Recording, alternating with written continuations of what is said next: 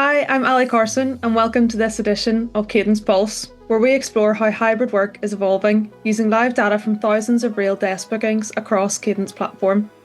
Over the past 18 months, we've tracked usage across more than 1,100 office buildings, and in 2025, we're seeing something new, not just a return, but a real divergence. Let's take a look.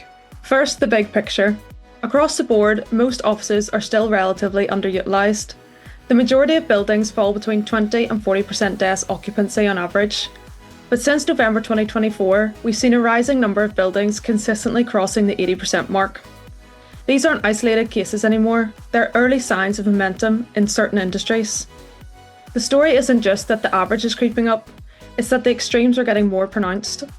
Let's start with legal and consulting. This sector shows the strongest and most sustained return to the office. The top 25% of legal offices are consistently hitting 50% utilisation and higher, with a steady rise since January 2025. This isn't just about preference. These firms are client-driven, built around in-person collaboration, and often structured by senior leaders who anchor culture in the office.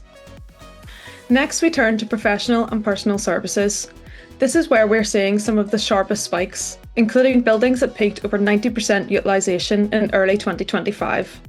It's clear that for many of these firms, face time with clients and colleagues adds meaningful value, especially when project delivery depends on close coordination.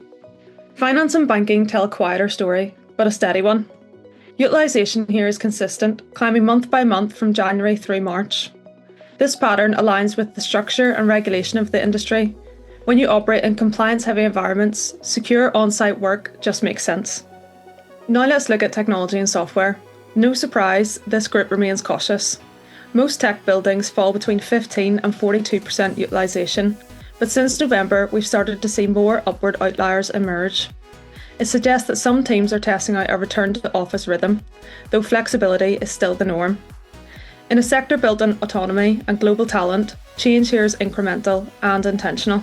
Real estate and construction look similar. This sector still shows low overall engagement with the office, but there's modest growth in 2025, likely tied to specific site-based or project work rather than any major policy shift. Finally, the real turning point. Across nearly every industry, March and April 2025 show a distinct climb in utilisation. Even sectors like media and entertainment, which had lagged, are starting to move upward. This isn't a blip, it's a structural shift. Hybrid work is settling into a rhythm, not just where we work, but when. If you want to understand how your workplace stacks up and how to design smarter coordination around your own rhythms, we'd love to help. Book a demo with our hybrid experts and discover how Kadence can help your people make the most of every moment in the office. Thanks for watching.